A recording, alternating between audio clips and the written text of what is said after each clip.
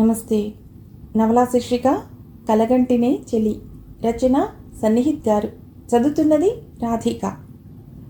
తన రచనలను కథలు కథానికలు శ్రోతలకు వినిపించడానికి అనుమతినిచ్చిన సన్నిహిత్ గారికి ధన్యవాదాలు తెలుపుతూ కథలో పెడదామా. ఐ లవ్ యూ వినిపించిన ఆ తీయటి స్వరాన్ని వెతుకుతూ తలతిప్పి చూశాడు సూర్య. విపరీతమైన సంభ్రమానికి లోనయ్యాడు. తన కాలేజ్ మేట్ హాసిని ఎదురుగా ఉంది. చిరునవ్వులు చిందిస్తూ తననే చూస్తోంది.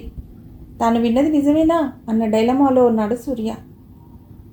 మిమ్మల్నే ఐ లవ్ యూ మళ్ళీ అంది Hasini. Oh thank you, I love you too అంటూ స్పందించాడు. అతడి ఆనందాన్ని ఎక్కువసేపు ఉంచకుండా ఆమె నెమ్మదిగా వెళ్ళిపోసాగింది. హాసిని ప్లీజ్ నన్ను వదిలేళ్లకు అంటూ పిచ్చివాడిలా ఆమె వెనక పరుగు తీశాడు సూర్య. కానీ ఆమె అతడికి అందలేదు. దిగంతాల వైపు ఎగిరిపోసాగింది. కన్నీళ్ళొచ్చాయి సూర్యకి. వెక్కి వెక్కి ఏడవసాగాడు. ఏడుస్తూనే ఉన్నాడు. కన్నీటి తడికి మెళుకు వచ్చింది సూర్యకి. ఇంతసేపు తను కన్న కల అతడిని ఇంకా బాధలోనే ఉంచింది. ఆ బాధ నుండి బయటపడే మార్గం కోసం చుట్టూ చూశాడు. భార్య పిల్లవాడు నిద్రపోతున్నారు. ఇక నిద్ర రాక బాల్కనీలోకి వచ్చి నిలబడ్డాడు. దట్టమైన చీకటిని పారద్రోలుతూ బ్రైట్గా వెలుగుతున్న వీధి లైట్లు, దూరంగా ఎక్కడో కుక్కల అరుపులు. కల ఇంకా ఫ్రెష్గా అతడి కళ్ళ ముందు కదలాడసాగింది. ఎప్పటి హాసిని? అతడు కాలేజీ చదువు ముగించి చాలా సంవత్సరాలైంది. కానీ ఇప్పటికీ అలాంటి కలలు వస్తున్నాయంటే అతడి మనస్సు మూలలో ఎక్కడో హాసిని సజీవంగా ఉంది. లేదా అతడి ప్రస్తుత జీవితంలో ఎక్కడో అసంతృప్తి ఉంది.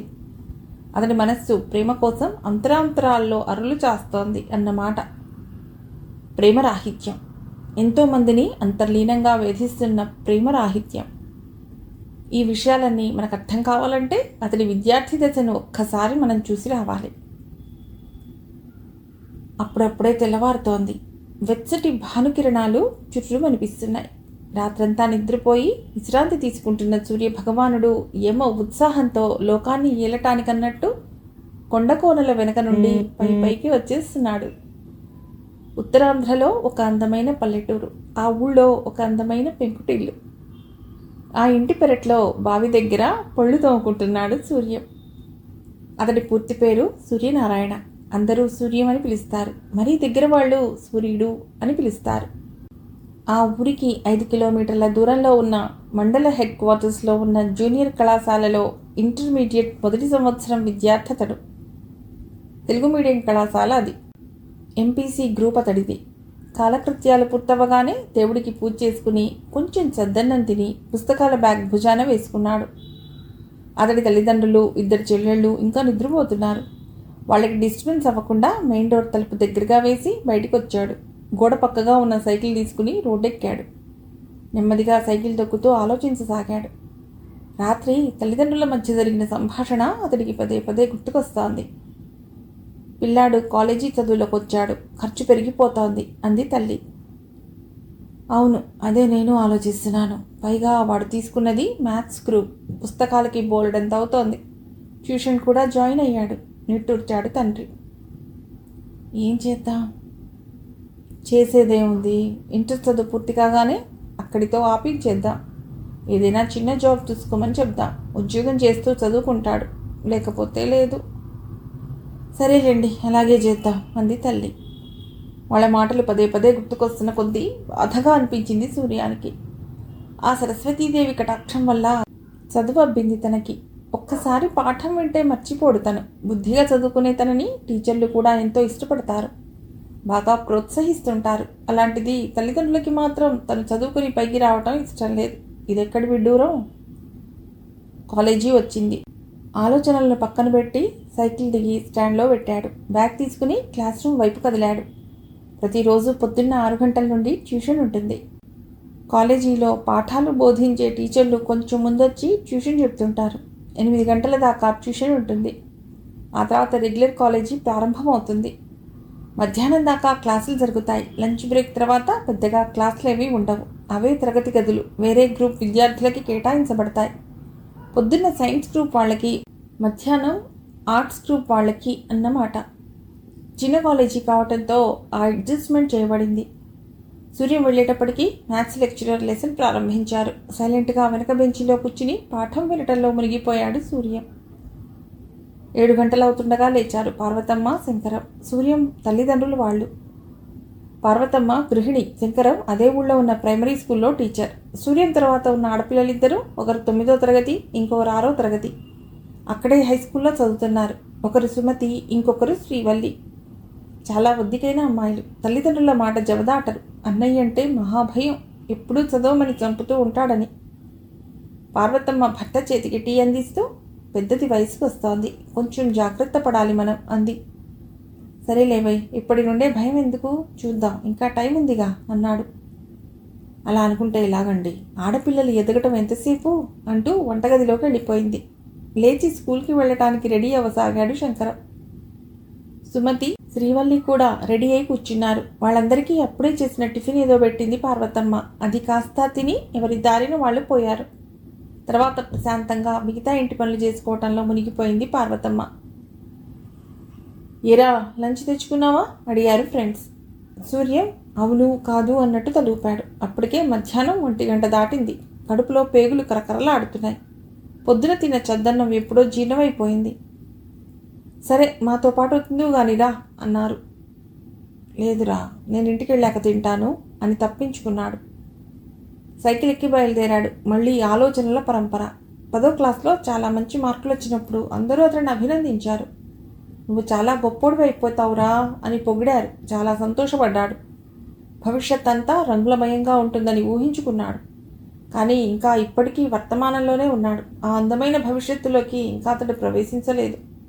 ప్రవేశిస్తాను అన్న ఆత్మవిశ్వాసం అయితే ఉంది, కానీ తల్లిదండ్రుల మాటలు చూస్తూ ఉంటే అది సాధ్యమయ్యే పనేనా అన్న అనుమానం అప్పుడప్పుడు అతన్ని పీడిస్తూ ఉంటుంది. ఇంటికొచ్చి కాళ్ళు కడుక్కున్నాడు. పార్వతమ్మ కంచంలో అన్నం కూర పెట్టి ఇచ్చింది. ఆవురావురమని తినసాగాడు సూర్యం. తిన్నాక చేతులు కడుక్కుని పుస్తకాల బ్యాగ్ ఓపెన్ చేశాడు. పొద్దున్న మ్యాథ్స్ సార్ చెప్పిన ప్రాబ్లమ్స్ మళ్ళీ ప్రాక్టీస్ చేయసాగాడు. చూస్తుండగానే సాయంత్రం అయ్యింది. బద్ధకంగా ఒళ్ళు విరుచుకుంటూ లేచి కొంచెం ఫ్రెష్ అయ్యాడు. అమ్మా, అలా గుడిదాకా వెళ్ళొస్తాను అని చెప్పి బయటపడ్డాడు. పార్వతమ్మ సూర్యాన్ని ఎప్పుడూ కట్టడి చేయదు. వయసొచ్చిన కుర్రవాడు అన్న భయం మనసులో ఉన్న సూర్యం మీద ఉన్న నమ్మకం ఆమెకు భరోసా ఇస్తుంది. పైగా ఇప్పుడు చదివే లోకంగా ఉన్న సూర్యం తప్పుదారిలోకి వెళ్ళడని గట్టి నిశ్చింత.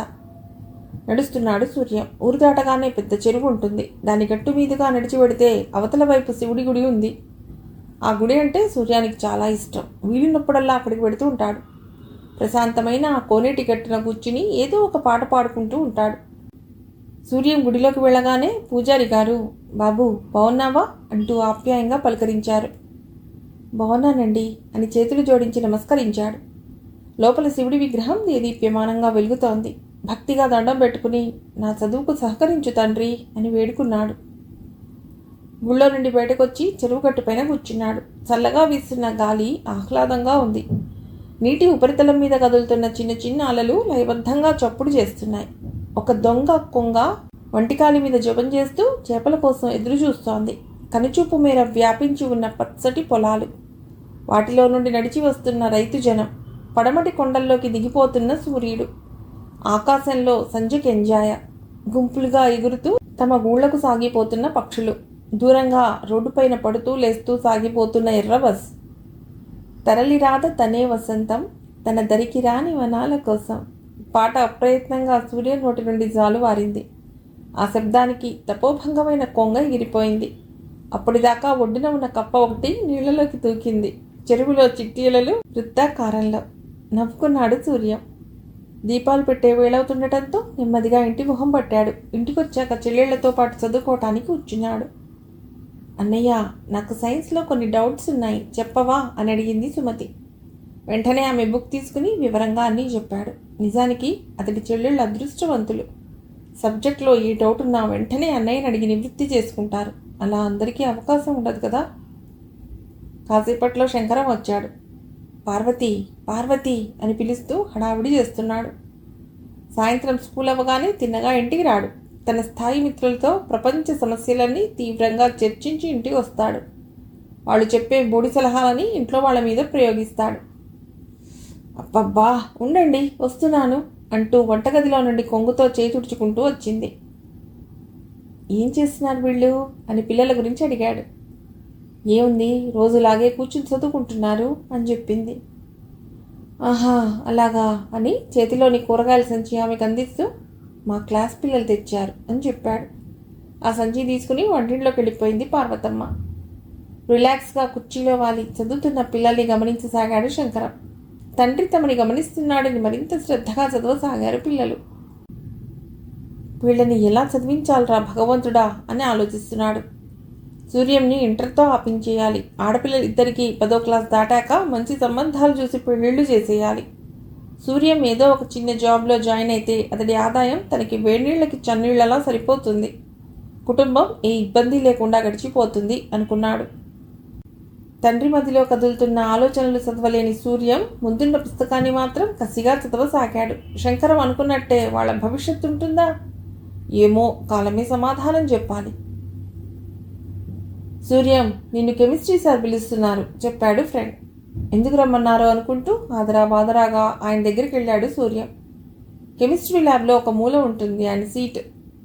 అక్కడే కూర్చుని తన పని చూసుకుంటూ ఉంటారు ఆయన. నమస్కారం సార్, రమ్మన్నారట వినయంగా అన్నాడు సూర్యం. అవును అన్నట్టు తలాడించి చెప్పసాగారు ఆయన. చూడు సూర్యం, చదువులో నీ ప్రతిభ, శ్రద్ధ నాకు నచ్చాయి. ఇంటర్మీడియట్ పూర్తవగానే ఎంసెట్ రాయి, ఇంజనీరింగ్ చదివే అవకాశం వస్తుంది. నీ భవిష్యత్తు కూడా బాగుంటుంది. నీలాంటి గ్రామీణ విద్యార్థులు పరిస్థితులకి భయపడి వెనకంజ వేయకూడదని నా ఆరాటం. అందుకే నేను ప్రత్యేకంగా పిలిచి మరీ చెప్పాను. సబ్జెక్ట్లో ఏ సందేహాలున్నా నన్ను అడుగు, సిగ్గుపడకు, వెళ్ళిరా అన్నారు. ఏదో ఒక కొత్త శక్తి తనలోకి ప్రవేశించినట్లుగా, ఒక జ్ఞాననేత్రం తెరుచుకున్నట్టుగా అనిపించింది సూర్యానికి. తప్పకుండా సార్, నేను మనస్ఫూర్తిగా ప్రయత్నిస్తాను. మీరు చెప్పినట్టే చేస్తాను అని చెప్పి అక్కడి నుంచి వచ్చేశాడు. బ్రైట్ బాయ్ అని నవ్వుకున్నారు కెమిస్ట్రీ లెక్చరర్. ఎరా ఏమన్నారు సార్ అడిగారు ఫ్రెండ్స్. ఇంటర్మీడియట్ అవ్వగానే ఎంసెట్ రాయమన్నారు. దానికి ఇప్పటి నుండే ప్రిపేర్ అవ్వాలని చెప్పారు. బాగా చదువుకోమన్నారు అని చెప్పాడు. ఓ వెరీ గుడ్ రా, ఇంకేం, దాని మీద దృష్టి పెట్టు, తప్పకుండా నీకు మంచి ర్యాంక్ వస్తుంది అని ప్రోత్సహించారు ఫ్రెండ్స్. ఆనందంగా ఫీల్ అయ్యాడు సూర్యం. ఆ సాయంత్రం తండ్రి రాక కోసం భయంగా చూస్తున్నాడు సూర్యం. చదువుతున్న పుస్తకం మీద మనస్సు పెట్టలేకపోతున్నాడు. తండ్రి రాగానే పొద్దున కెమిస్ట్రీ సార్ చెప్పిన విషయం గురించి మాట్లాడాలి. తీరా చెప్పాక ఏమంటాడో అన్న గుబులు. చీకటి పడగానే నిదానంగా వచ్చాడు శంకరం. అతడి మొహం జ్ఞాన సముపార్జనతో వచ్చిన ఆనందం వల్ల వెలిగిపోతోంది. మిత్ర బృందం పంచిన జ్ఞానం అది. రాగానే భార్య పార్వతిని పిలిచాడు. పార్వతి, నీకో విషయం చెప్పాలి. మనం ఎంత తప్పు చేశాం చూడు. సూర్యుడిని అనవసరంగా ఇంటర్మీడియట్లో జాయిన్ చేశాం. 10వ క్లాస్ అవ్వగానే డిప్లొమా చదివిస్తే మంచిదిట. అది చదివితే వెంటనే మంచి ఉద్యోగం దొరుకుతుందిట. ఆహా అలాగా, ఎవరు చెప్పారండి విస్తుపోతూ అంది. ఇంకెవరో, నా ఫ్రెండ్ బాలరాజు చెప్పాడు. వాళ్ళ అబ్బాయిని ఇప్పుడు అదే చదివించబోతున్నట్ట. ఈ సంభాషణ అంతా వింటున్న సూర్యం గుండెలో రాయి పడింది. ఈ పరిస్థితిలో ఆ దేవుడు వచ్చి చెప్పినా వినేటట్టు లేడు శంకరం. శంకరం భార్యని చూస్తూ, అయినా ఇప్పటికీ మించిపోయింది లేదులే, ఇంటర్ మాన్పించి డిప్లొమా పరీక్ష రాయిద్దాం అన్నాడు. బాగుందండి ఆలోచన, మెచ్చుకుంది తల్లి. నిస్సహాయతతో బాధగా అనిపించింది సూర్యానికి. ఎలా చెప్పాలి వీళ్ళకి అనుకుని మౌనంగా ఆలోచనలో పడ్డాడు. ఈ పరిస్థితిలో తన మనసులోని మాట తండ్రికి చెప్పకపోవడమే మంచిదనుకుని మిన్నకుండిపోయాడు. కాలం పరిగెత్తసాగింది. ఇంటర్మీడియట్ మధ్యలో ఆపించడం అంత మంచిది కాదని, కావాలంటే ఇంటర్ అయిన తర్వాత డిప్లొమా ఎగ్జామ్ రాస్తే మంచిదని ఇంకెవరో సలహా ఇవ్వటంతో శంకరం మళ్ళీ సూర్యం చదువు జోలికి రాలేదు. ఇంటర్మీడియట్ మొదటి సంవత్సరం అయిపోయింది. మంచి మార్కులు వచ్చాయి సూర్యానికి. 2వ సంవత్సరం కూడా బాగా చదివి పరీక్షలు చాలా బాగా రాశాడు. ఫ్రెండ్స్ అందరూ దగ్గరలో ఉన్న విశాఖపట్నం వెళ్ళి షార్ట్ టర్మ్ ఎంసెట్ కోచింగ్ తీసుకుందామని ప్లాన్ చేసుకుంటున్నారు. సూర్యానికి కూడా మనసులో ఆ కోరిక ఉన్నా తన తండ్రికి ఎలా చెప్పి కన్విన్స్ చేయాలా అని తర్జన భర్జన పడుతున్నాడు. సమస్య మళ్ళీ మొదలైంది. సూర్యం భవిష్యత్తుకు సంబంధించిన సమస్య. ధైర్యం చేసి తండ్రితో మాట్లాడాలని నిర్ణయించుకున్నాడు సూర్యం. ఇప్పుడు తను చెప్పకపోతే జీవితంలో ముందు ముందు జరగబోయే పరిణామాలన్నింటికీ తానే బాధ్యుడవుతాడు. ఆ సాయంత్రం ప్రశాంతంగా టీ తాగుతున్న తండ్రి ఎదురుగా నిలబడి నీళ్లు నమలసాగాడు. ఇరా, పరీక్షలు బాగా రాసావా అడిగాడు శంకరం. చాలా బాగా రాశాను నాన్న. వెరీ గుడ్, ఇక చదువు ఆపే. ఈ క్వాలిఫికేషన్ చాలు. ఏదైనా జాబ్ కోసం ట్రై చేద్దాం. జాబ్లో జాయిన్ అయ్యాక నీకు ఓపిక ఉంటే డిగ్రీ పార్ట్ టైంలో చదువుకో సలహా ఇచ్చాడు. అలా వద్దు నాన్న, అది అది అంటూ ఆగిపోయాడు. చెప్పరా, ఏమిటి? నాకు ఇప్పుడే డిగ్రీ చేయాలని ఉంది నాన్న.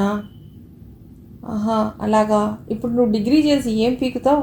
నా తాహతుకి నేను ఇంటర్ దాకా చదివించడమే ఎక్కువ, కోపంగా అన్నాడు. అదేమిటి నాన్న, నేనేమీ పూర్ స్టూడెంట్ని కాదు కదా, నన్ను చదివించడం దండగా ఎందుకు అనుకుంటున్నావు? ధైర్యం చేసి అన్నాడు.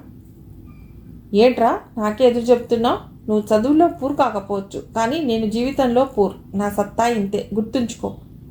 సూర్యం తల్లి పార్వతమ్మ మధ్యలోకి వచ్చి, ఏమిట్రా నాన్నగారికి ఎదురు చెప్తున్నావు అని కోప్పడింది. తల్లి వైపు దెబ్బతిన్నట్లు చూశాడు. నాకు ఇంజనీరింగ్ చదవాలని ఉందమ్మా. నా ఫ్రెండ్స్ అందరూ వైజాగ్ వెళ్ళి కోచింగ్లో జాయిన్ అవుతున్నారు. వాళ్ళందరూ నాకంటే చదువులో తెలివితేటల్లో తక్కువ స్థాయి వాళ్ళు. వాళ్లే ప్రయత్నించగలేంది నేను ఎందుకు మానేయాలి? బాధగా అన్నాడు. అభావంగా చూసింది పార్వతమ్మ. శంకరం, వాళ్ళందరూ చదువులో నీకంటే తక్కువ స్థాయి వాళ్ళు కావచ్చు, కానీ ఆర్థికంగా నీకంటే పైమెట్టులో ఉన్నవాళ్ళు. వాళ్ళు ఏమైనా చేయగలరు. ఒకవేళ ఇంజనీరింగ్లో సీట్ రాకపోతే ఇంకోలా గొప్పగా బతకగలరు. కానీ మనలాంటి వాళ్ళకి ఆ చదువులు అందని ద్రాక్ష. మనకి తగ్గ చదువు చదివి ఏదో ఒక జాబ్ చూసుకుని జీవితాన్ని లాగించేయటం ముఖ్యం, గొప్ప వేదాంతిలా చెప్పాడు. ఏమో నాన్న, నాకు అవన్నీ తెలీదు. ఇంజనీరింగ్ చదవమని నా మనసు బలంగా చెప్తోంది, అంతే. నీకు వీలైతే సాయం చెయ్యి, లేకపోతే లేదు. నేను వైజాగ్ వెళ్ళడం మాత్రం తథ్యం అని చెప్పి అక్కడి నుంచి విసురుగా వెళ్ళిపోయాడు సూర్యం. తాగుతున్న టీ గ్లాస్ని బలంగా నేలకేసి కొట్టాడు శంకరం. అది భళ్ళున బద్దలైంది. సూర్యం మనసులాగా. ఏం చేయాలో తెలియక తలపట్టుకుంది పార్వతమ్మ. నేల విడిచి స్వాము చెయ్యాలి, అందరి చేత గొప్పవాడని భజన చేయించుకోవాలి అన్నది కాదు సూర్యం ఆలోచన. తాను చదవగలడు, ఆ సామర్థ్యం తనకుంది. అలాంటప్పుడు ప్రయత్నిస్తే తప్పేమిటి అన్న పట్టుదల తడిది. ఇంత చిన్న విషయం తండ్రి శంకరానికి అర్థం కాకపోవడం అతడి దురదృష్టం. ఫ్రెండ్స్ అందరితోనూ తన సమస్యని చెప్పాడు. వాళ్ళంతా ఒకటే చెప్పారు, వైజాగ్లో కోచింగ్ జాయిన్ కావటానికి ఆర్థిక సహాయం చేస్తాము, మిగతా విషయాలన్నీ నువ్వే చూసుకో అని. ఆ మాత్రం భరోసా దొరకటంతో కొంచెం బలం వచ్చింది సూర్యానికి. ఎంత కాదనుకున్నా వైజాగ్లో 3 నెలలు ఉండాలి. మరి 3 నెలల పాటు ఫుడ్డు బెడ్డు ఎలా? మనసులో దేవుణ్ణి తలుచుకున్నాడు. ఏదో ఒక మార్గం కనబడకపోదా అని ఆలోచించసాగాడు. ఫ్రెండ్స్ మళ్ళీ అన్నారు, ఒరేయ్, మన మ్యాథ్స్ లెక్చరర్ సొంత ఇల్లు వైజాగ్లోనే. ఆయన ఫ్యామిలీ అక్కడే ఉంటుంది. వీకెండ్స్లో ఆయన అక్కడికి వెళ్ళి వస్తూ ఉంటారు. నువ్వు ఆయన్ని కలుసుకో, నీ షెల్టర్ విషయంలో ఏదైనా మార్గం చూపిస్తారు. మంచి ఆలోచన అనిపించింది సూర్యానికి. వెంటనే స్టాఫ్ రూమ్కి వెళ్ళి ఆయన కలిశాడు. ఏమిటి సూర్యం, చెప్పు అన్నారు. సూర్యం తన సమస్యని పూర్తిగా వివరించాడు, తన తండ్రి విముఖతతో సహా. ఆహా, అలాగా. అయితే ఓ పని చేయి, మా మేడ మీద ఒక చిన్న క్లాస్ రూమ్ లాంటిది ఉంది. అందులో నేను వీకెండ్ ట్యూషన్స్ చెప్తూ ఉంటాను. మిగతా రోజుల్లో ఆ రూమ్ ఖాళీ. కొన్ని రోజులు ఆ రూమ్లో ఉండు, తర్వాత వేరే ఎక్కడైనా చూద్దాం అన్నారు. మనస్సు ఆనందంతో గంతేసింది సూర్యానికి. దేవుడికి థ్యాంక్స్ చెప్పుకున్నాడు. ఆయనతో, అలాగే sir, thank you very much sir అని చెప్పాడు. It's okay, all the best అని ఆయన క్లాస్ చెప్పడానికి వెళ్ళిపోయారు. రిలీఫ్గా ఫీల్ అయి మంచి సలహా ఇచ్చిన ఫ్రెండ్స్కి థ్యాంక్స్ చెప్పాడు. తర్వాత ఇంటికి వచ్చేశాడు. శంకరం కొడుకు సూర్యంతో సరిగ్గా మాట్లాడటం లేదు. కొడుకు ఎదురు సమాధానం చెప్పడంతో ఈగో హర్ట్ అయి కోపంగా ఉన్నాడు. తల్లి పార్వతమ్మ మాత్రం సూర్యానికి కొంచెం సపోర్ట్. గుడ్డిలో మెల్ల అంటే ఇదే. రాత్రి బాగా పొద్దుపోయాక సూర్యం నెమ్మదిగా తల్లి దగ్గర చేరాడు. అమ్మా, నేను రేపు వైజాగ్ ఎడతాను, కోచింగ్లో జాయిన్ అవ్వాలి అని చెప్పాడు. అమ్మో, ఒక్కడివి అక్కడ ఎలా ఉంటావురా? అయినా డబ్బులు ఎక్కడివి? ఆశ్చర్యపోయింది. అవన్నీ నా ఫ్రెండ్స్ చూసుకున్నారమ్మా. మా లెక్చరర్ ఒకరు తన ఇంట్లో ఉండటానికి రూమ్ ఇస్తామన్నారు. నువ్వేమీ కంగారు పడకు, నన్ను ఆశీర్వదించు చాలు అన్నాడు. సరేరా, అన్నీ మంచిగా జరగాలి, జాగ్రత్త అని చెప్పి తను ఇంతకాలం భర్తకు తెలియకుండా దాచుకున్న కొంత డబ్బు కొడుకు చేతిలో పెట్టింది. బట్టలు పుస్తకాలు సర్దుకున్నాడు సూర్యం. గీత దాటే ముందు సీతాదేవి మానసిక స్థితిలా ఉంది అతడి పరిస్థితి. తనకు తాను ధైర్యం చెప్పుకున్నాడు.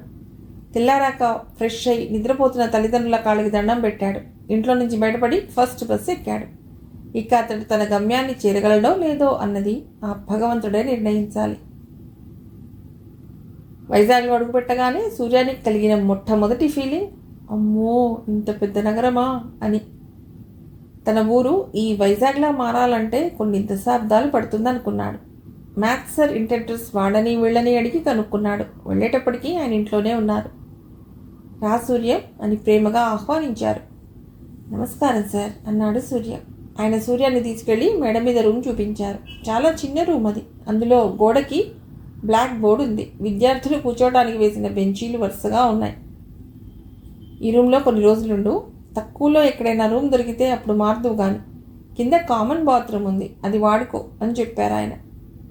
ఆయన కాళ్ళకి దండం పెట్టి, అలాగే సార్, కొన్ని రోజుల్లో వేరే రూమ్ చూసుకుంటాను అని చెప్పాడు సూర్య. సరే, బాగా చదువుకో అని చెప్పి ఆయన కిందికి వెళ్ళిపోయారు. ఉండటానికి నీడ దొరికింది. ఇక తిండి సంగతి చూసుకోవాలి అనుకున్నాడు సూర్య. లగేజ్ ఒక పక్కగా పెట్టి రూమ్ బయటకు వచ్చాడు. రోడ్డు మీద నడుస్తూ ఏదైనా హోటల్ కనిపిస్తుందేమోనని చూడసాగాడు. లక్కీగా ఒక మెస్ కనబడింది. అమ్మా మెస్ అన్న బోర్డు చూసి లోపలికి వెళ్ళాడు. కౌంటర్లో ఉన్న వ్యక్తి దగ్గరికి వెళ్ళి, సార్, నెల రోజులకు సరిపడా మీల్స్ టికెట్ ఎంత అవుతుంది అని అడిగాడు. అతడు చెప్పిన రేట్ విని దిగాలు పడిపోయాడు సూర్య. ఇంటి దగ్గర నుండి వస్తున్నప్పుడు తల్లి ఇచ్చిన డబ్బులు ఈ నెల రోజుల భోజనానికే సరిపోయేలా ఉన్నాయి. ఇలా అయితే కష్టం అనుకుని బయటకు వచ్చేశాడు. పక్కనే ఉన్న టిఫిన్ సెంటర్లో కాస్త తిని రూమ్కి వచ్చి పుస్తకాలన్నీ ఒక షెల్ఫ్లో సర్దుకుని అందులో నుండి ఫిజిక్స్ బుక్ తీసి చదువుకోవటం మొదలెట్టాడు. సూర్యంలో ఉన్న మంచి గుణం ఏమిటంటే ఒక్కసారి చదువులో పడితే అన్నీ మర్చిపోతాడు. ఆకలి అనేది మనిషికి బేసిక్ సమస్య, అందులో సందేహం లేదు. కానీ ఒక లక్ష్యం మీద దృష్టి ఉన్నప్పుడు అది అంత బాధ అనిపించదు. సూర్యం కూడా ప్రస్తుతం తన లక్ష్యం ఈ విధంగా సాధించాలి అన్న దృష్టి మీద ఉన్నాడు కాబట్టి మిగతా చిన్న చిన్న ప్రాపంచిక సమస్యలని మర్చిపోగలుగుతున్నాడు. సమస్య ఎప్పుడు రిలేటివ్ కదా. ఆ రోజు రాత్రి కూడా చాలాసేపు నిద్ర పట్టలేదు సూర్యానికి. తను చేయవలసిన పనుల గురించి ఆలోచిస్తూ ఎప్పటికో నిద్రలోకి జారుకున్నాడు. మరుసటి రోజు తొందరగా లేచి రెడీ అయ్యాడు. పెట్టెలో నుండి దేవుడి పటం తీసి దండం పెట్టుకున్నాడు. తర్వాత బయటపడి రోడ్డు మీదకి వచ్చాడు. అతడు కనుక్కున్న దాన్ని బట్టి ఎంసెట్ కోచింగ్ సెంటర్ అక్కడి నుండి 2 కిలోమీటర్ల దూరంలో ఉంటుంది. ఆటో ఎక్కితే డబ్బులు దండగానే నడవడం ప్రారంభించాడు. రోడ్డు పొడవునా షాపులు, కమర్షియల్ కాంప్లెక్స్లు, ఇంకా జనసంచారం మొదలు కాలేదు. ఆ షాపులను, బిల్డింగ్లను అన్నీ చూసుకుంటూ ఆర్టీసీ కాంప్లెక్స్ కూడా దాటి నడిచి కోచింగ్ సెంటర్ చేరుకున్నాడు. అప్పటికే అతడి ఫ్రెండ్స్ అక్కడికి చేరుకుని ఉన్నారు. రే సూర్యం, వచ్చేసావా అంటూ చుట్టుముట్టేశారు. వాళ్ళని చూడగానే ఆనందంతో కన్నీళ్లు తిరిగాయి సూర్యానికి. వచ్చాన్రా, మ్యాథ్స్ సార్ ఇంట్లో ఉంటున్నాను. అమ్మయ్యా, సరే, నీకు కూడా ఫీజు కట్టా, ఇదిగో రిసీట్ అని ఆ కాగితాన్ని చేతిలో పెట్టారు. దాన్ని భద్రంగా జేబులో పెట్టుకుని, సరే, మీరు హాస్టల్లో జాయిన్ అయ్యారా అని అడిగాడు సూర్య. అందరం హాస్టల్లో జాయిన్ అయ్యాన్రా, నీకు మాత్రం మేము హాస్టల్ తీసుకోలేకపోయాం అంటూ బాధపడ్డారు ఫ్రెండ్స్. కృతజ్ఞతగా వాళ్ళని చూసి, ఇప్పుడు మీకు చేసిందే ఎక్కువరా, చాలు అని చేతులు పట్టుకున్నాడు. సరే పద, క్లాస్ పెడదాం అంటూ క్లాస్ వైపు దారి తీశారు. క్లాస్ రూమ్ చాలా రిచ్గా ఉంది. రకరకాల ఊళ్ళ నుండి వచ్చిన విద్యార్థులు, అందరూ ధనవంతుల పిల్లలే. మ్యాథ్స్ లెక్చరర్ బోర్డు ముందు నిలబడి ఒక్కొక్క ప్రాబ్లం సింపుల్గా ఎలా సాల్వ్ చేయాలో ట్రిక్స్ అన్నీ చెప్తున్నాడు. సూర్యం ఆశ్చర్యపోయాడు. ఇచ్చిన ప్రాబ్లంని తక్కువ సమయంలో సాల్వ్ చేయాలంటే ఈ టెక్నిక్స్ చాలా ముఖ్యం. కాంపిటేటివ్ ఎగ్జామ్స్లో కావాల్సింది టైం మేనేజ్మెంట్ కదా. మ్యాథ్స్ సార్ అందరినీ చూస్తూ, డియర్ స్టూడెంట్స్, మీరందరూ కాలేజీలో చదివేటప్పుడు ఈ సిలబస్ అంతా చదివే ఉంటారు. అయితే ఇక్కడ మీరు నేర్చుకోవాల్సింది ఏమిటంటే తక్కువ సమయంలో ప్రాబ్లమ్స్ని కరెక్ట్గా ఎలా సాల్వ్ చేయాలనేది. ఎంత తక్కువ సమయంలో చేస్తే అంత మంచిది. ఎంసెట్లో మీ ర్యాంక్ని డిసైడ్ చేసేది ఈ నైపుణ్యమే. కాబట్టి నేను చెప్పేది జాగ్రత్తగా విని రూమ్కి వెళ్ళాక బాగా ప్రాక్టీస్ చేయాలి అని చెప్పారు. సూర్య మనసులో ఈ మాటలు బాగా రిజిస్టర్ అయ్యాయి. తర్వాత ఫిజిక్స్, కెమిస్ట్రీ క్లాసులు కూడా అయ్యాయి. ఇంచుమించు అందరి సార్లు చెప్పే టెక్నిక్స్ అవే. తక్కువ సమయంలో కరెక్ట్గా రాయడం. క్లాసులన్నీ అయ్యాక మెటీరియల్ ఇచ్చారు కోచింగ్ సెంటర్ వాళ్ళు. ఆ పుస్తకాలని చేతులతో ప్రేమగా తడిమాడి సూర్య. లంచ్ టైం అయ్యింది. పిల్లలంతా అదే బిల్డింగ్లో ఉన్న హాస్టల్కి వెళ్ళసాగారు. సూర్యం ఫ్రెండ్స్ కూడా, సరేరా, మేము లంచ్కి వెడతాము అన్నారు. లంచ్ తర్వాత క్లాసులు ఉండవు, కేవలం స్టడీ అవర్స్ ఉంటాయి. హాస్టల్లో ఉండే విద్యార్థులు అక్కడే ఉండి చదువుకోవాలి. సూర్యంలా బయట రూమ్ల నుండి వచ్చి అటెండ్ అయ్యే వాళ్ళు మాత్రం వెళ్ళిపోవచ్చు. అందుకే సూర్యం ఫ్రెండ్స్తో, ఒరేయ్, నేను రూమ్కి వెళ్ళిపోతానరా, మళ్ళీ రేపు కలుద్దాం అన్నారు. సరే కానీ ఏదైనా తినరా, డబ్బు కోసం చూసుకుని తిండి మానేయకు అన్నారు ఫ్రెండ్స్. ఏనాటితో ఈ బంధం అనుకున్నాడు సూర్యం. అలాగేరా అని చెప్పి అక్కడి నుంచి నడుచుకుంటూ రూమ్ బాట పట్టాడు. సాయంకాలం అయింది. సూర్యం రూమ్ నుండి బయటికి వచ్చి నిలబడి చుట్టూ చూడసాగాడు. చల్లటి గాలి ఆహ్లాదంగా వీస్తోంది. అతడున్నది డాబా పైన కాబట్టి సిటీ బాగానే కనబడుతోంది. ఎంతో అభివృద్ధి చెందిన నగరం వైజాగ్. ఆ సిటీకి చుట్టుపక్కల అన్ని పల్లెటూళ్లే. కానీ వైజాగ్ వరకు మాత్రం బాగా డెవలప్డ్. ఇండియా మొత్తంలో ఉన్న వివిధ ప్రాంతాల నుండి ఉద్యోగరీత్యా వచ్చిన జనాల వల్ల డ్రాస్టిక్ డెవలప్మెంట్ కనబడుతుంది. చుట్టూ ఉన్న ఊళ్ళలో ఉన్న నాగరికతకు, వైజాగ్లో ఉన్న నాగరికతకు మధ్య క్లియర్ కాంట్రాస్ట్ కనబడుతుంది. Thanks to sea coast. Suryam ఆ వాతావరణాన్ని ఆస్వాదించసాగాడు. చదువు అనేది ఒక నిచ్చెన లాంటిది. అది నిన్ను ఎన్నో ఉన్నత శిఖరాలకి తీసుకువెడుతుంది. కొత్త ప్రపంచాన్ని, కొత్త మనస్తత్వాలని నీకు పరిచయం చేస్తుంది అని స్కూల్లో సైన్స్ మాస్టర్ చెప్పిన మాటలు గుర్తొచ్చాయి అతడికి. నిజమే, ఆ నిచ్చెన తను కష్టపడే కాలి. అప్పుడే తనకి కొత్త ప్రపంచంలోకి ప్రవేశం దొరుకుతుందనుకున్నాడు. క్రమంగా చీకటి పడింది. వైజాగ్ లాంటి అందమైన నగరం రాత్రిళ్ళు మరింత అందాన్ని సంతరించుకుంటుంది. విద్యుత్ దీపాల వెలుగులో నగరం వెలిగిపోతోంది. సూర్యానికి తన పల్లెటూరు గుర్తుకొచ్చింది. ఊరంతా తిప్పి తిప్పి కొడితే కరెంటు ఉన్న ఇళ్ళు 10 కంటే ఎక్కువ ఉండవు. వీధి దీపాలు పేరుకే ఉంటాయి కానీ అవి వెలగవు. కడుపులో కదలిక తెలుస్తోంది. ఆకలి.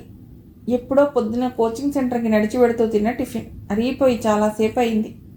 ఆ నిశ్శబ్ద నీరవంలో అతడికి తల్లిదండ్రులు గుర్తొచ్చారు, చెల్లెళ్ళు గుర్తొచ్చారు. సెంటిమెంట్తో కూడుకున్న బంధాలు అప్పుడప్పుడు మనిషి ఎదుగుదలకు అడ్డుపడుతూ ఉంటాయి. అవసరాన్ని బట్టి వాటిని తాత్కాలికంగా పక్కకు పెట్టాలి. జీవితంలో ఎదిగాక వాటిని మళ్ళీ కొనసాగించవచ్చు.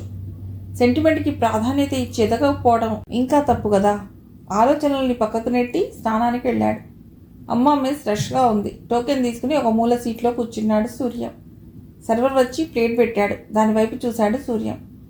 అన్నం, కూర, పప్పు, పెరుగు, పచ్చడి, అప్పడం బాగానే ఉన్నాయి ఐటమ్స్. నిశ్శబ్దంగా తినసాగాడు. కూర బాగుంది కానీ అన్నం మరీ గట్టిగా ఉంది. ఏ ఊరు బాసు నీది అడిగారెవరో. తలెత్తి చూశాడు. ఎదురుగా ఒక కుర్రవాడు. సూర్యం కంటే వయసులో 5-6 ఏళ్ళు పెద్దవాడు. నిన్నే గురు, ఏ ఊరు మనది మళ్ళీ అడిగాడు. చెప్పాడు సూర్యం. అతడు మాది విజయనగరం గురు అని. ఎక్కడుంటున్నావు అన్నాడు. ప్రస్తుతానికి టెంపరీగా నాకు తెలిసిన ఒకసారి ఇంట్లో ఉంటున్నాను. కొన్ని రోజుల తర్వాత వేరే రూమ్ చూసుకోవాలి అని చెప్పాడు. ఆహా, నేను కూడా దగ్గరలోనే అద్దెకుంటున్నాను. రోజు ఈ మెస్లోనే తిండి నవ్వాడు. ఏం చేస్తుంటారు మీరు? డిప్లొమా చేశాను, ప్రైవేట్ కంపెనీలో జాబ్ నిదానంగా అన్నాడు ఆ కుర్రవాడు. నేను ఎంసెట్ కోసం ప్రిపేర్ అవుతున్నాను. ఆహా, వెరీ గుడ్, బాగా చదువు అన్నాడు అతడు. ఇద్దరిది భోజనం అయిన తర్వాత బయటకు వచ్చి వెడుతున్నప్పుడు సూర్యం అన్నాడు. అన్నా, నా పేరు సూర్యం, నీ పేరు? బ్రహ్మం. ఎప్పుడైనా నా రూమ్కి రా అని ఆహ్వానించాడు అతడు. అలాగే అన్నా అని చెప్పొచ్చేశాడు సూర్యం. ఎందుకో బ్రహ్మం చాలా మంచివాళ్ళ అనిపించాడు సూర్యానికి. రూమ్కి వచ్చాక డ్రెస్ మార్చుకుని పుస్తకాల ముందు కూర్చున్నాడు. కోచింగ్ సెంటర్ వాళ్ళు ఇచ్చిన మెటీరియల్ తీసి చదవసాగాడు. ఒంటరిగా కూర్చుని కృషి చేయడం చాలా కష్టం. దానికి చాలా సెల్ఫ్ మోటివేషన్ కావాలి. అది సూర్యానికి బాగా ఉంది కాబట్టి ఇబ్బంది లేదు.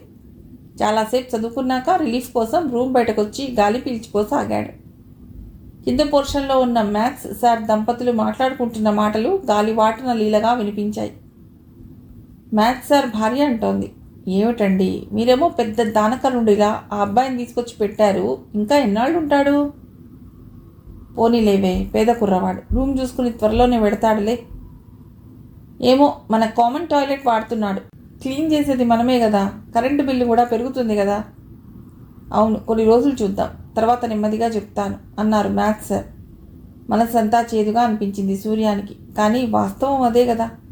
ఎప్పటికైనా తన రూమ్ చూసుకుని వెళ్ళవలసిందే కదా. రూమ్లోకి వచ్చి పుస్తకాలు మూసేశాడు. తర్వాత ఎంత ప్రయత్నించినా చాలాసేపటి దాకా నిద్రాదేవి కరుణించలేదు. తల్లిదండ్రుల రెక్కల చాట నుండి బయటకొచ్చి బతకటం అంత ఈజీ కాదన్న సత్యం అతడికి ప్రాక్టికల్గా అర్థం కాసాగింది. ఆలోచిస్తూ ఎప్పటికో నిద్రలోకి జారుకున్నాడు. మర్నాడు కోచింగ్ సెంటర్లో క్లాస్ శ్రద్ధగా వినసాగాడు సూర్యం. సాధారణంగా ముందు బెంచీలో కూర్చుంటాడు తను. అతడి ఫ్రెండ్స్ వెనక బెంచీలో కూర్చుంటారు. టీచర్ చెప్పేది కాన్సన్ట్రేషన్తో వినాలని అతడి తపన. కో ఎడ్యుకేషన్ క్లాస్ అది. చాలామంది అమ్మాయిలు కూడా ఉన్నారు అందులో. ఎవరో తనని గమనిస్తున్నారన్న ఫీలింగ్ కలిగింది అతడికి. తలదిప్పి చూశాడు. పక్క బెంచ్లో ఉన్న అమ్మాయి చొప్పున తలదిప్పుకుంది. అతడికి అర్థమైంది. అర్థం చేసుకోలేనంత చిన్నపిల్లవాడు కాదు సూర్యం. ఆ అమ్మాయి చాలా అందంగా ఉంది. ముఖ్యంగా ఆమె కళ్ళు ఎన్నో భావాలని పలికించేలా ఉన్నాయి. చిన్నగా నవ్వుకుని లెసన్ వినటం మీద కాన్సన్ట్రేట్ చేశాడు. ఆ రోజు క్లాసులు అయిపోయాక ఫ్రెండ్స్కి బాయ్ చెప్పి నడుచుకుంటూ రూమ్కి వచ్చేశాడు. ఆకలిగా అనిపించసాగింది.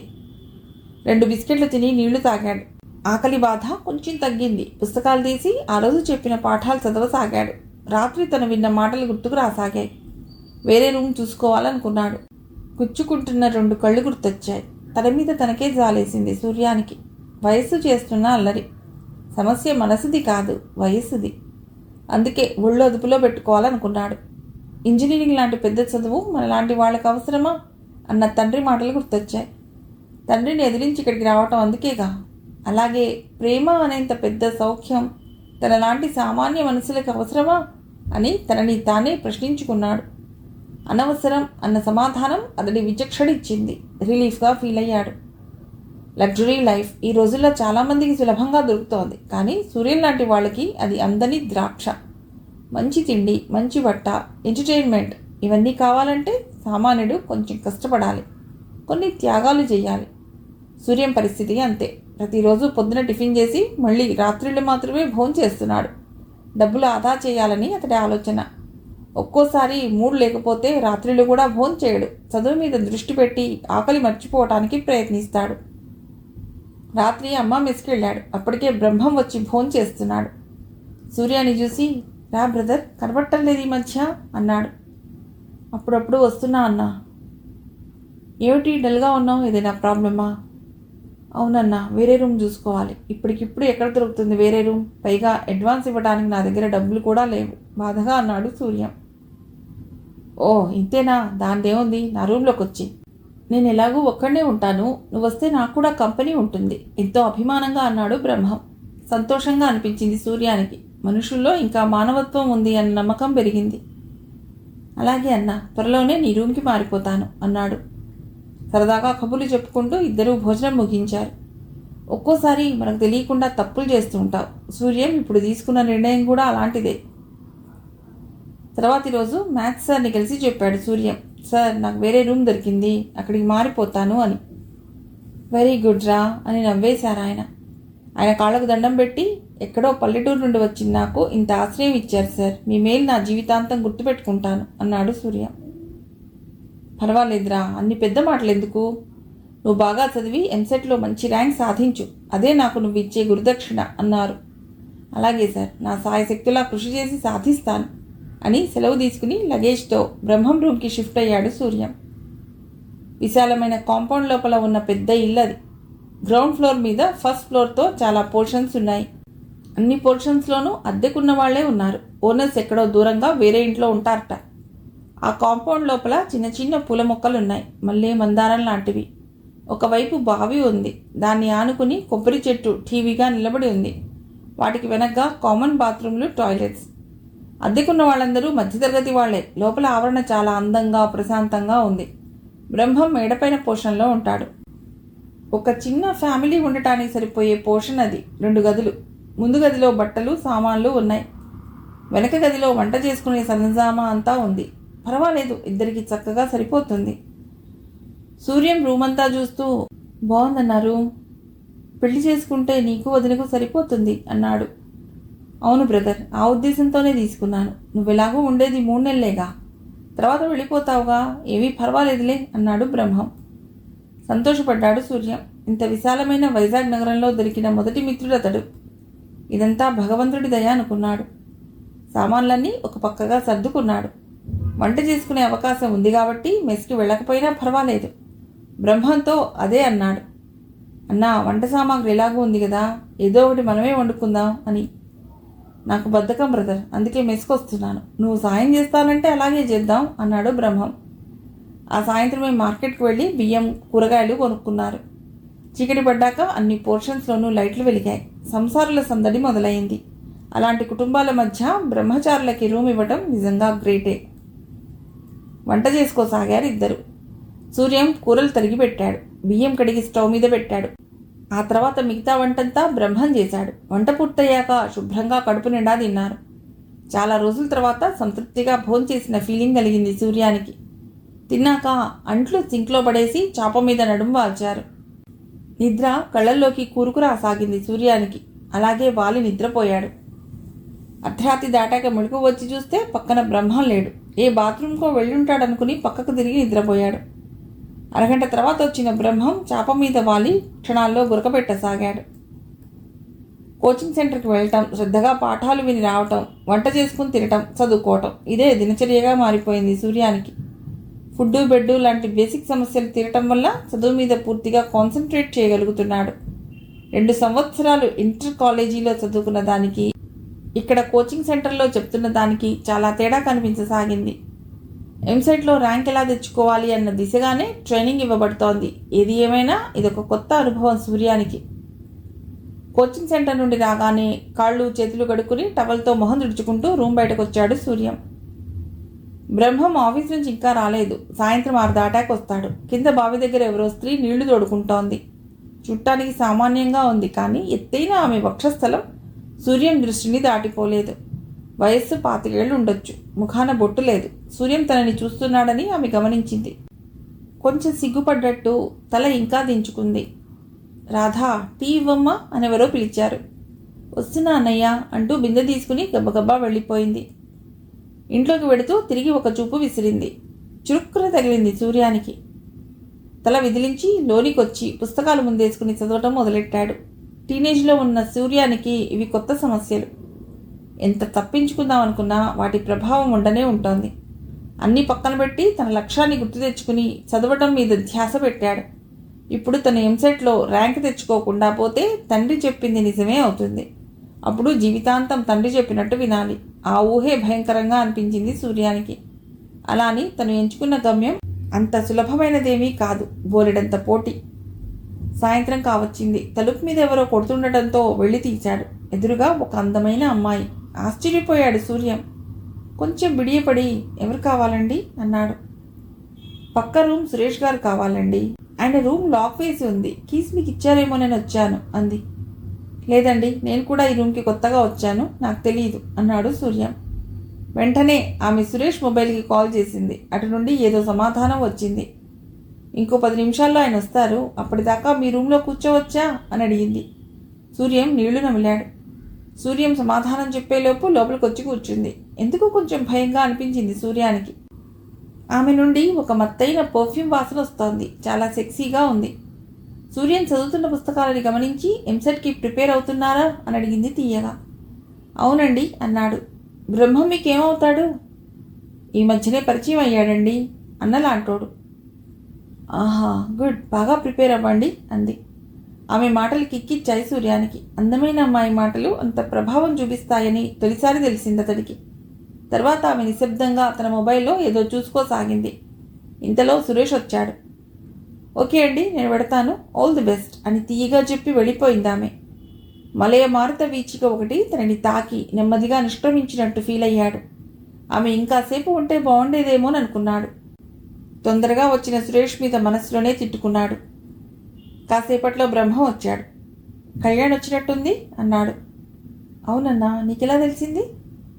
పర్ఫ్యూమ్ వాసన, అవన్నీ అలానే తెలుస్తాయి, నువ్వు చదువుకో. సరే అన్నా అని టీ తాగుతావా అని అడిగాడు. తాగుతాను కానీ నీ పని చూసుకో అని విసుక్కున్నాడు. సూర్యం సైలెంట్గా చదువుకోసాగాడు. బ్రహ్మం ఫ్రెష్ అయి సురేష్ రూమ్కి వెళ్ళాడు. అక్కడ వాళ్ళు ముగ్గురు సరదాగా నవ్వుకుంటూ మాట్లాడుకుంటూ ఈవినింగ్ టైం ఎంజాయ్ చేస్తున్నారు. డిస్టర్బెన్స్గా అనిపించి రూమ్ బయటకు వచ్చాడు. కింద బావి దగ్గర రాధ బట్టలు ఉతుకుతోంది. ఈమెకు బావి కేర్ ఆఫ్ అడ్రస్ ఏమో అనుకున్నాడు సూర్యం. అసలు ఈ సురేష్ ఎవరు? అతని కోసం ఈ కళ్యాణి అనే అమ్మాయి రావటం ఏమిటి? లాంటి సందేహాలు అతడికి కలిగాయి. పల్లెటూళ్ళలో పుట్టి పెరిగి ఇప్పుడిప్పుడే ప్రపంచాన్ని చూస్తున్న అతడికి ఇవన్నీ కొత్తగా వింతగా ఉన్నాయి. మిగిలిన కథ తర్వాతి భాగంలో.